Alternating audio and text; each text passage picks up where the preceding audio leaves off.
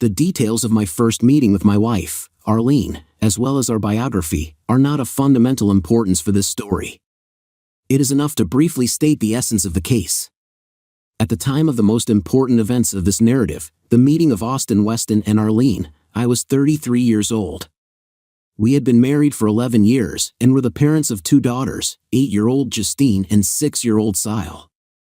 Arlene and I both have above-average looks, height, intelligence, and physical fitness. Although we can't be called geniuses, actors, or models, our libido is slightly above average, which leads to a satisfying intimate life that cannot be called crushing. Arlene worked as a corporate lawyer specializing in contract negotiations and was well-versed in trusts, wills, and legacies. At that time, I held the position of vice president responsible for procurement, including IT equipment, in a small public company. My sister, Jen, her husband Bill, and their 7-year-old twin daughters, Kate and Beth, live about 4 miles away from us but only 1 mile from the craters because there is a large park and forest reserve along the way. Our children and their cousins are inseparable, go to the same school, and communicate closely. Even though I didn't know Bill before he started dating Jen and quickly married her 6 months later, he became my closest friend. Arlene had a unique quirk when it came to her attitude towards finances and saving money. She was convinced that investing money in jewelry and works of art was not only pleasant but also valuable, and that gold and platinum products would become more expensive over time. While I was dealing with the stock market, most of our savings were spent on buying jewelry for both of us as well as investing in paintings and sculptures. We encouraged relatives to give our children jewelry and art objects, and also made sure that these gifts were the main ones for birthdays and Christmas, along with toys, games, books, and clothes. Considering the high value of our collection of jewelry and art objects, we installed a modern security system.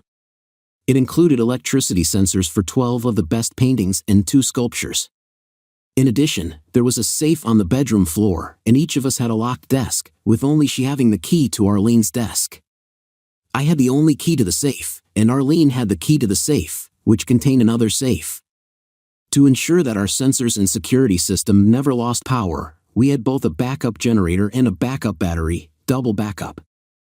Bill seems to have taken an example from us, albeit in a slightly different way.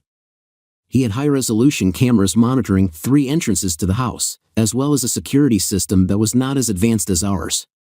Another unique habit of Arlene's was her tendency to include expensive jewelry and works of art in our wills soon after we acquired them, perhaps due to her expertise in wills, trusts, and inheritances. In my will, I specified that all men's jewelry would go to our daughters Justine and Sile in turn if Arlene passed away before me, and vice versa for women's jewelry. As for the works of art, Arlene and I decided to bequeath them in turn in our wills, also alternating Justine and Sile as recipients. This led to the fact that part of the property was at my disposal and part of it was at hers, since you cannot leave in your will something that does not belong to you completely. Everything seemed to be going well, at least from my point of view, until one Thursday evening I returned home from work. Arlene was waiting for me, but the children were not with her. We had a romantic candlelit dinner, during which Arlene was provocatively dressed and greeted me with a passionate kiss. "Where are Justin and Sile?" I asked innocently. "Jen and Bill kindly offered to pick them up for the night and take them to school tomorrow," she replied. Arlene grinned mischievously. "You should have seen how happy they were when I announced that they were invited to spend the night with Kate and Beth." I playfully joked, "What are we going to do without them?" I pulled Arlene to me and bit into her lips with a passionate kiss. "We'll figure something out," she replied, squeezing my hand. After a delicious and flirty dinner, we decided to turn on the music and dance. We practiced slow dance moves that we learned at dance classes on weekends, all barefoot in our own house. We spent a good hour honing our moves, enjoying each other's company and the simple pleasure of being in each other's arms. After Arlene started making physical contact with me during the dance, there was no turning back. I escorted her upstairs, where she sensually undressed me, and I quickly undressed her. Then, we ended up in bed together. When we were done, Arlene rolled off me and showered kisses on my face and neck. "Did you like it?" she asked rhetorically. "Wasn't it fantastic?" I replied, mixing metaphors in a daze, which caused the seductive woman, who seemed to possess my wife's body, to laugh. Eventually, we fell asleep, but Arlene wasn't finished yet. She woke me up in the middle of the night, and before I knew it, we were back in each other's arms. You're probably wondering why, when I described the most incredible sexual act of my life, I also mentioned that everything was going well until one Thursday evening. I pondered. Knowing Arlene, I couldn't help but wonder what this meant. Would we have even more mind-blowing sexual intercourse in the future, or did she need something from me? With these thoughts, I fell asleep for the second time that night. The next morning, Friday, Arlene was affectionate, and I convinced myself that a wonderful intimate life meant that our intimate life had become even better. I was in a great mood and smiling from ear to ear, which my colleagues noticed on Friday. But my mood changed when the phone rang in the afternoon. It was Arlene, who called through my secretary. I greeted her with a playful nickname. "Hello, goddess of affection," I said. Arlene laughed. "Hey, I'm not Greek," she responded. "No, but you are definitely the goddess of desire and passion," I teased. Our conversation shifted from compliments to small talk until she finally got to the reason for her call. "Tell me, dear," she began, hinting at the impending disaster. "Some office staff are going to eat and drink tonight as part of a team-building exercise suggested by a morale consultant who was recently hired by our corporation. Could you pick up the kids from school and cook dinner tonight? Aren't you going to come home?" I said with disappointment in my voice, "Of course, I'll come, but I won't have time for both. We're supposed to meet at the restaurant at 6:30 p.m. Please be kind enough to help me." "I don't want to be the only one in our group who won't come," she said in a pleading tone. Annoyed, I asked, "Why is everything so rushed?" "I think it's part of the exercise to sacrifice yourself for the team. You know I'd rather be with you and the kids." "I feel like I have to go," she continued, her voice filled with purring. I was at a loss. After the amazing night we just shared, I couldn't bring myself to be rude and say no. I accepted the situation, resigned to what awaited me. "Of course, can we kiss you goodbye?" I asked sweetly. "Unless you try to get me into bed, Arlo," she laughed. After the conversation, I sat down at my desk, still in shock from the events that had just happened. As far as I knew, she had never dated guys from work before, and it was obvious that she didn't really like most of them.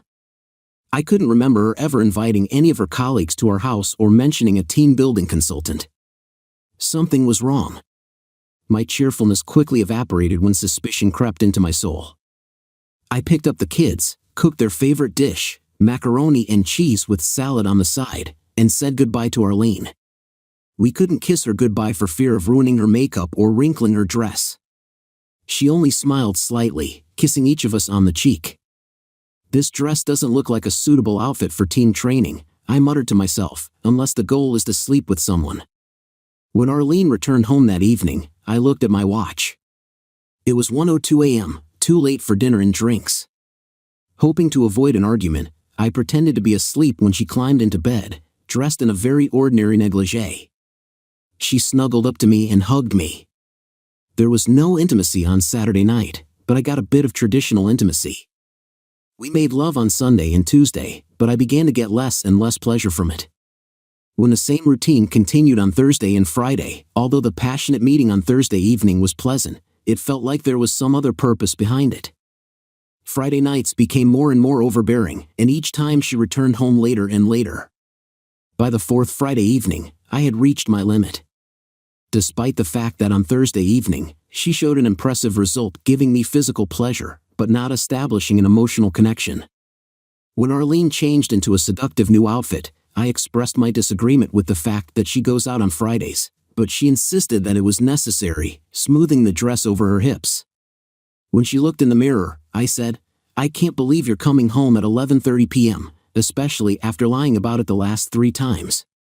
It makes me very suspicious, Arlene," I said firmly. "You have no reason not to trust me, Austin," she said firmly.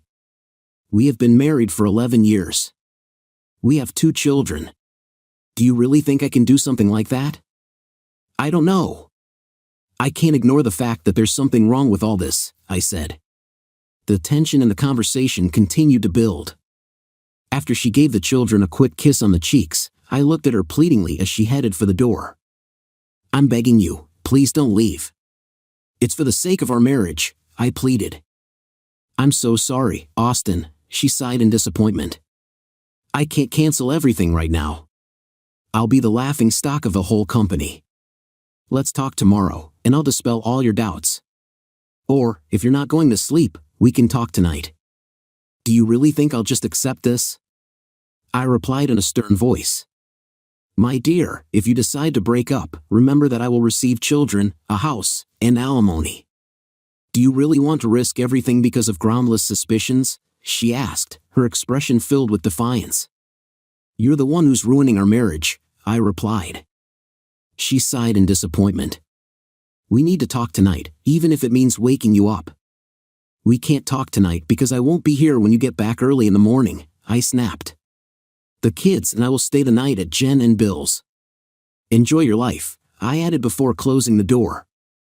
I didn't slam the door, but I wasn't careful with it either. From behind the one-way mirror and through our front door, I watched Arlene hesitate with a puzzled look before reaching for the door handle.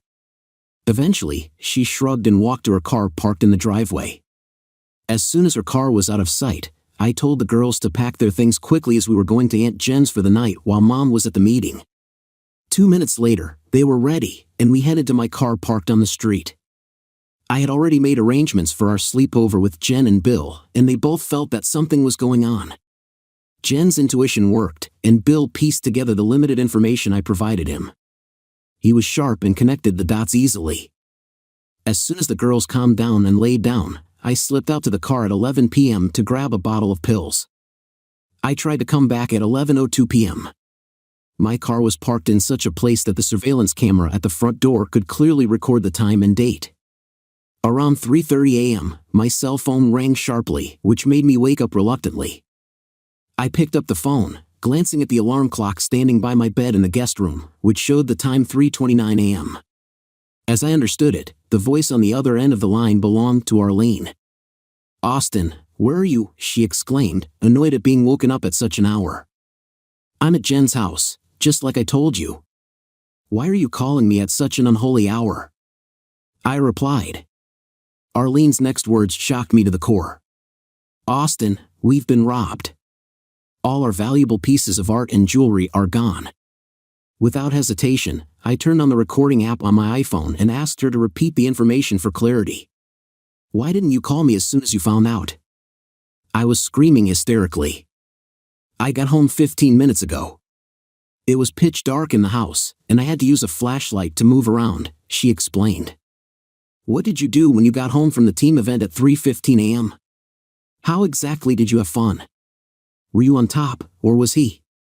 I growled, trying to be as stern as possible. Well, time just slipped away from me. We can discuss this later. You need to go home now, she said urgently. My emotions were getting out of control, completely destroying any sense of calm.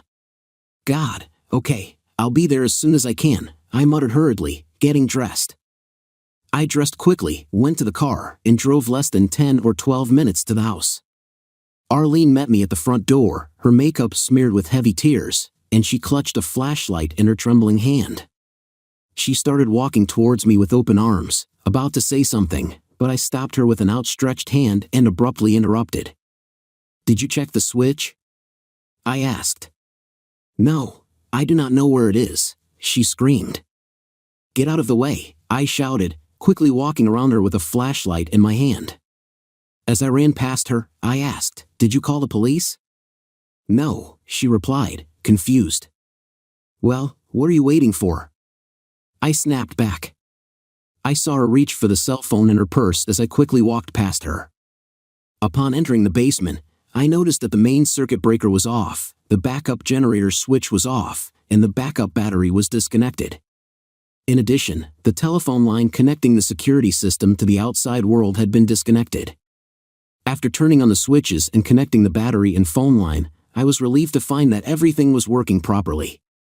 Alarms reporting the theft of several works of art forced me to disable the security system by entering a code on the remote control near the front door. I picked up the phone of the security company, gave them the password, and assured them that it was a false alarm. Meanwhile, I began to inspect the first and second floors of the house while Arlene sat on the couch in the living room and cried uncontrollably. "Meet the police at the door when they arrive, and don't get in the way," I shouted at her sternly. As I suspected, all our jewelry, art objects, and children's valuables were stolen, except for one heavy granite sculpture. By the time the police arrived, the safe in the master bedroom was open and empty. I immediately gave a statement to one of the male officers, while the woman tried to calm Arlene down. I told the officer about my wife's phone call, the details she had shared, and the missing items, providing a list of our valuables from my office. At that time, 2 other male officers were searching the house to make sure that no one was in it. This thought did not occur to me. In the end, Arlene managed to calm down enough to give a statement to the female officer, while she continued to carry out her task.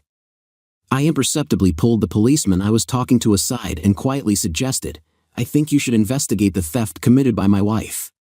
She's the only one who has access to an open safe, apart from the key to our safe deposit box, which I'm sure is still intact. Besides, we've had difficulties in our marriage. I won't be shocked if you find something suspicious on her computer or in her locked desk." The officer gave me a puzzled look but took my words into consideration. Curiously, he asked, "What kind of problems are you having?" "I suspect she's been seeing someone else for the last 4 Friday nights. Tomorrow, I will receive a report from a private investigator who will confirm my suspicions. Even though I warned her that our marriage would be in jeopardy if she went to the meeting last night, she went anyway. I'm afraid she may be planning to leave me and take our fortune without sharing it." I shared my fears. "Is she really going to do this, especially with 2 children?" I explained. "She assumed that she would be able to take the children with her. She almost admitted it to me last night. I have an iPhone recording. I'll ask for a report by tomorrow." On Sunday, the policeman clarified. "No, I'm sorry. I keep thinking that today is Friday because I'm not used to being woken up at 3:30 in the morning," I clarified. "As a result, I will receive a report around noon today, Saturday. Can you bring me a copy to the station when you get it?" he asked. "Of course. I will be there around 1 p.m. or 1:30 p.m., I assured. "Great. Ask Officer Smithson. I will bring the robbery detective up to date," the policeman ordered.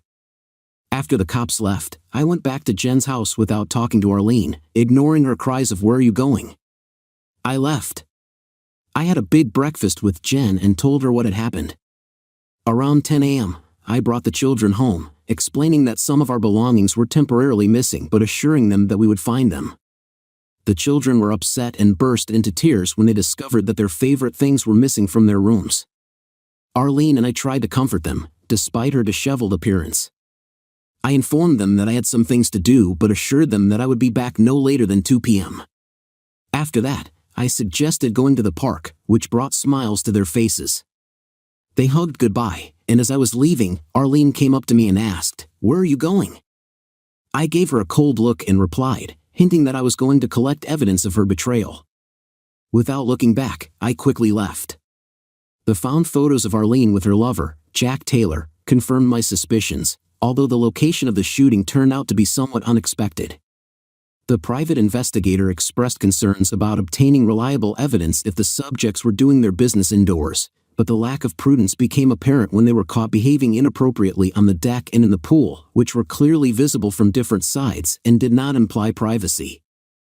In addition, the report noted that they arrived at Taylor's house after dinner on Friday evening and left in Arlene's car shortly before 11 p.m. The private investigator did not pursue them, but they returned around 2:15 a.m. She left alone around 3 a.m. I went to Kinko's to make 3 copies of all the documents, except the DVD, and then went to meet with Officer Smithson. I arrived around 1:15 p.m., and he quickly introduced me to Detective June Grayson, a robbery investigator who was as attractive as the female police officers shown on TV, which is rare in real life. She was not only beautiful but also smart. After examining the evidence, Grayson spontaneously said, "It looks like your wife and the guy from the trailer weren't at home during the robbery. Your security system showed that all systems were disabled at 11:05 p.m. In order not to be unfounded, where were you at that time?" "I was at my sister's house," I answered casually. Can anyone there confirm this? What is it? She asked. I don't think so, I admitted. I think they were all asleep, but you can ask them. A light bulb went on in my head, and I exclaimed, wait. It seems my brother-in-law, Bill, has surveillance cameras. At some point, I had to go back to the car to get the forgotten pills, which could help establish the chronology of events. Then Grayson asked, can we get a recording from your brother-in-law? I think Bill is quite tech-savvy. Even if it's on DVD, I replied. I quickly dialed Jen's home number on my cell phone, and Bill picked up the phone. I asked, hi Bill, do you have any surveillance footage from your house last night? Could you take Detective Grayson's DVD to the next precinct?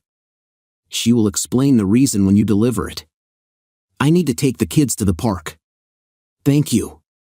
I nodded to Grayson and Smithson, as I expected he's up to date with all the technology and he has a DVD. He said he would deliver it quickly. If you don't have any other urgent matters to discuss, I need to go and take the kids to the park. Thank you. Grayson said with a smile and stood up to shake my hand. We'll let you know in the next few days if we need anything else. I'll be there, I replied, smiling back and shaking hands with her and Smithson. I know you know what you're doing, but as I told Officer Smithson last night, you're going to need access to Arlene's computer and desk drawers. I would appreciate it if you could get a warrant for them, as well as for my computer and desk, just to be safe. Grayson just grinned back. I took the original DVD with evidence of Arlene's infidelity and the trailer to my lawyer's office. He works on Saturdays. I just told him to put them in the safe for now. I brought the other 2 copies home, putting one in my desk and leaving the other on the coffee table in the living room. Even though Arlene insisted on joining us at the park with the kids, I avoided talking to her and spent time with the kids that evening. Instead of meeting Arlene face to face, I decided to involve the children in cooking dinner and play with them. We read bedtime stories together before I had to reluctantly leave them for the night. As I walked down the stairs, I noticed that Arlene was holding an envelope that I had left on the coffee table. Her face was pale from shock. Austin, we need to talk, she said, her voice shaking. I raised an eyebrow in confusion. Why will talking change anything? I grabbed my car keys and got out when she screamed, reminding me that we live in a state where there's no right to divorce and threatening to take the children away if we divorced. We can fix this, she pleaded. My only reaction was to give her the finger. When I returned 4 hours later, I immediately went to the guest room, barricaded the door with a chair, and went to bed. Sunday turned out to be one of the most awkward days of my life. It's hard to ignore a person who was in the same room with you for several hours in a row, but if there were no children around, I refused to listen to everything she said. On Sunday evening, after putting the children to bed, I was watching TV when she came up to me with an insurance claim form. I need you to sign it so that I can fax it to the insurance company to receive compensation for our stolen property, she said. I studied the form, took pen and paper, and wrote down the fax number in the insurance company branch without looking up from the TV. I calmly told her, I will not sign it. If you forge my signature, I will arrest you for fraud. Arlene screamed at me, but I didn't take my eyes off the TV. When her noise got too loud, I took out my headphones, plugged them into the TV, and ignored her. In the end, she left with tears in her eyes. I saw her go to the fax machine to send the application form. Later, when she went to bed, I composed a letter and faxed it to the same address she used in the letter. I expressed my suspicion that my wife may be responsible for the burglary and the losses she reported earlier. I have made it clear that I will not make any claims until the police investigation is completed. I also warned that any document with my signature up to this point would be a fake. I gave my mobile phone number for further communication. When it turned out that Arlene's desk drawers were locked, the detective asked who has the key to this. Arlene, visibly nervous, replied, only me. Then Grayson said, I need you to open it. Arlene asked why, to which Grayson replied, because the warrant allows us to search it, and I don't want to damage your furniture. Reluctantly, Arlene took the keys out of her purse and unlocked the drawers. The same thing was done with my dad's desk. Arlene panicked while her computer was being confiscated, and I remained calm while mine was being taken away. Arlene was in a state of hysteria when she saw them take out an envelope from the vault hidden in her desk. "What is it?" "Oh no," she screamed. "I've never seen this before." Grayson, looking unperturbed, remarked, "I thought you were the only one with the key." "That's right, someone broke the lock," Arlene realized. "It will be easy to determine." "Let's take the drawer with the lock cylinder and check for fingerprints," Grayson suggested casually. Although Arlene had not hoped for such an answer, they were going to act that way when the police left. Arlene was beside herself with worry. "Why are they doing this?" "What does the warrant say?" she asked in agony. I handed her the warrant and assumed, maybe they suspect that the theft was staged. She looked shocked when I left the room and took the children out onto the terrace. Tuesday turned out to be a terrible day for Arlene. The only positive thing was the children's trip to school. At about 11 o'clock in the morning at work, she was handed divorce papers, accused of adultery, and at 2 o'clock in the afternoon, Detective Grayson and 2 other officers came to arrest her for theft and took her out of the office in handcuffs on Tuesday morning. Detective Grayson contacted me and asked me to come to the warehouse located just 10 minutes from our house to identify the stolen items. It didn't take me long to make sure that the things were really ours. After looking at everything, I realized that only my Rolex watch and a set of gold cufflinks were missing. Detective Grayson called me later to fill me in on the case and make sure I wasn't left in the dark, as well as to inform me that I needed to pick up the children on the same day. Arlene appeared before a justice of the peace, and bail was requested for her in the amount of $50,000. After the court appearance, she contacted me. "Austin, please don't hang up. I didn't know that adultery is a crime." "Why are you in jail, Arlene?" I asked sarcastically, already knowing the answer. "They think I robbed our house." "This is absurd," she exclaimed. "I don't think it's absurd." "Did you do this because you were going to leave me?" I said with glee. "No, it's ridiculous. We can discuss this later. Can you come and bail me out? If we both agree to use the house as collateral, I can be free in an hour. Please, Austin, contact your lawyer. I think he can help." I ended the conversation just before she started screaming. My lawyer wasted no time in applying for an urgent protective order on Wednesday morning while Arlene was still in jail. It didn't matter if she contacted the lawyer and he refused to help or if she didn't contact him at all, it didn't matter to me. My lawyer applied to the court for a protective order, citing Arlene's accusations of stealing my property and the children's property as a reason not to let her into the house. The judge adjourned the case until Arlene's release on bail. With the help of her parents, she managed to get released, and on Thursday, she was ordered to immediately apply to the Family Law LA court for a protective order hearing. Arlene's lawyer argued that she should be considered innocent of theft because she had never physically harmed or threatened any family member. On the other hand, my lawyer argued that since 2 of the most valuable jewelry pieces were missing, it could be assumed that she could have stolen other things. The judge's decision was a compromise between the 2 sides. Although the presumption of innocence must be recognized, Mr. Weston also has the right to feel safe in his own home. As a result, Mrs. Weston was allowed to return to the marital home for the duration of the divorce proceedings. But for this, she must wait until Saturday. During this time, Mr. Weston is allowed to lock one of the rooms of the house with a new key, which Mrs. Weston does not have, and she is forbidden to enter this room. The court should be informed about which room it is by Monday. I pushed my lawyer to make an additional request. "Your Honor, my client wants to make sure that Mr. Traylor, the man with whom Mrs. Weston is having an affair, is prohibited from entering the Weston house or having any contact with the Weston children until the divorce is finalized." "I'm not bringing him here," she assured him. The judge assured me that she had agreed to this condition. I had the urge to shout that she was lying to me, but I managed to keep my composure. I asked Louise to install a new door and strengthen the frame in the bedroom, as well as a high-tech lock that is almost impossible to crack. Arlene's clothes were moved to the guest room. When Arlene returned on Saturday morning, the children greeted her warmly. I kept my communication with her to a minimum, engaging in conversation only when it was necessary for the well-being of the children and so as not to cause them unnecessary anxiety. Arlene expressed a desire to talk, and I suggested waiting until Sunday evening when the children would fall asleep. We sat down in the living room, closing the door so as not to disturb them. After a few minutes of silence, I asked Arlene to start talking because she was the one who wanted to talk. Arlene accused me of being involved in the theft, but before she could continue, I interrupted her. I told her that the first words I expected to hear were an apology for the fact that she cheated on me and caused so much pain, which eventually led to the breakup of our marriage. I guess you don't feel it, do you? I said sarcastically. Austin, as soon as you cool down, we can discuss the possibility of resuming our love and stop talking about divorce. But first, I need to resolve a legal issue, Arlene said. Let me be very clear, even for a narcissistic person like you, divorce is not discussed. I am the initiator of the divorce, without any ifs or buts.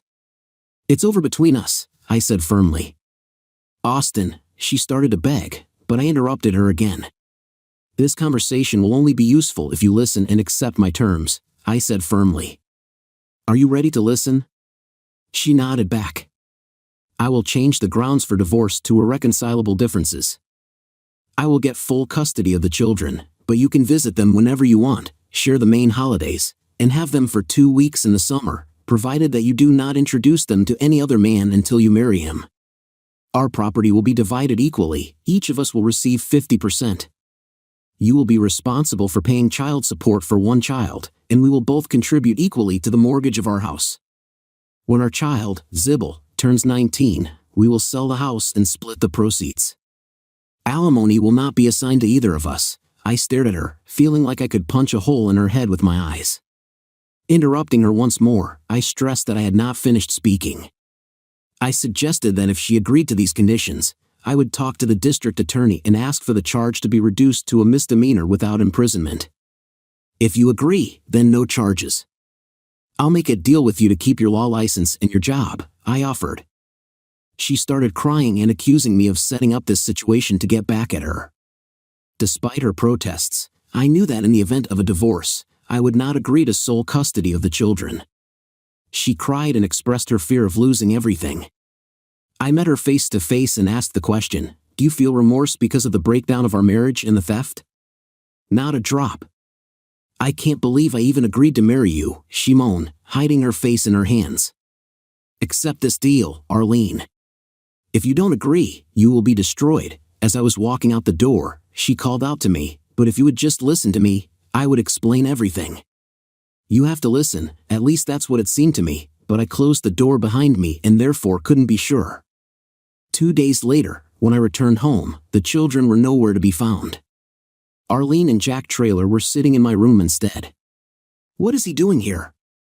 I shouted at Arlene. You promised the court that you wouldn't bring him here. Austin, you have to listen to us, she begged. If you listen, he'll leave and never bother you again. Get out of here, Traylor! I shouted. The man stood up, looking both angry and desperate. He was bigger and heavier than me, but I believed in the saying, the bigger the closet, the louder it falls.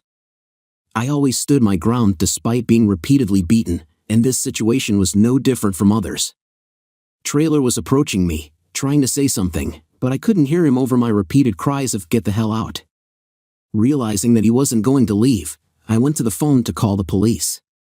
Disappointed, Traylor pulled the phone cord out of the wall and asked me to just listen.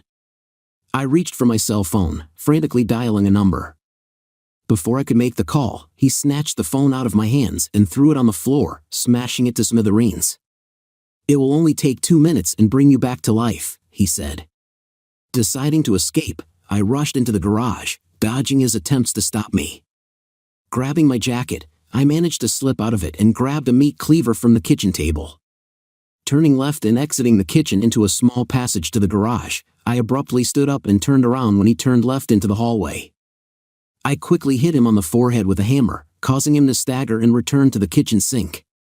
He screamed in pain, trying to stop the bleeding, and I kicked him hard in the groin.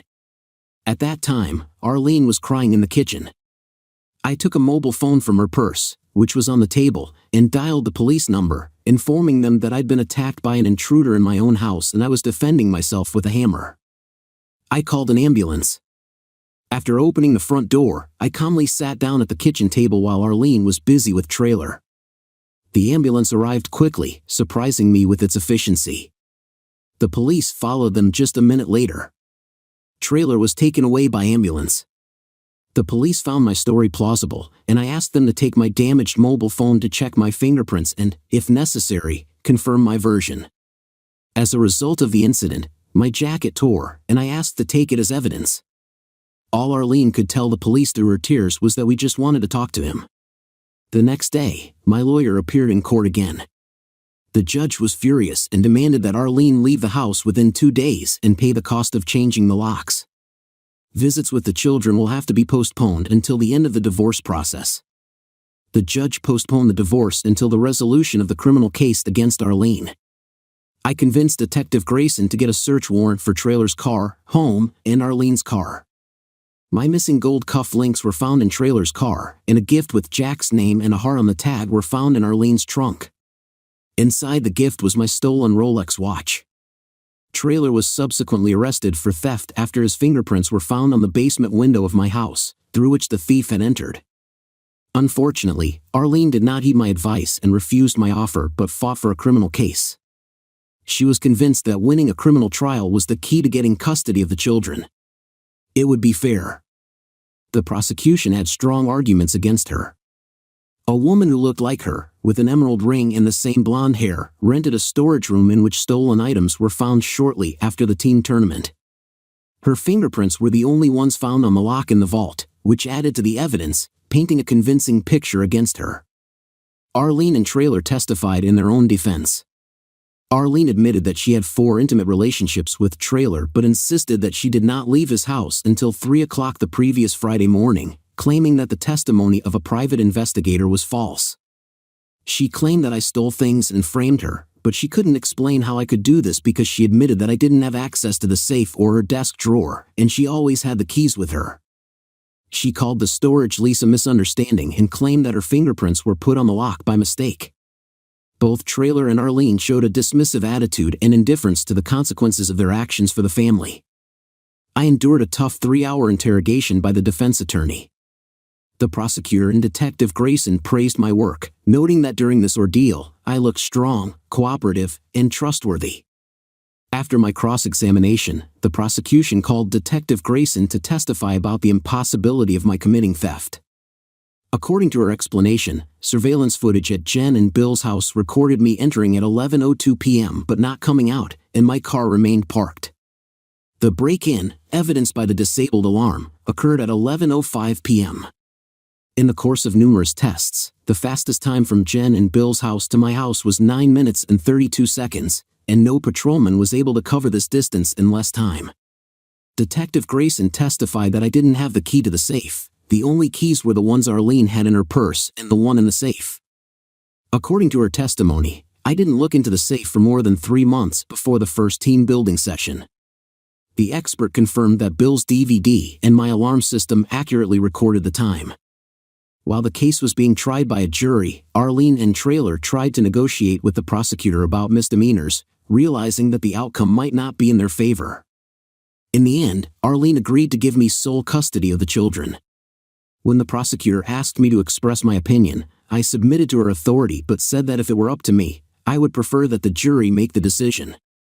After the legal costs and proceedings, the prosecutor followed my suggestion, and the jury quickly returned a verdict within 2 hours. Both Arlene and Traylor were found guilty on all counts, including theft and insurance fraud for Arlene as well as theft and Traylor's assault on me. Arlene was sentenced to 3 years in prison and 5 years of probation. In addition, the Bar Association has begun the process of revoking her status in connection with her conviction for a criminal offense.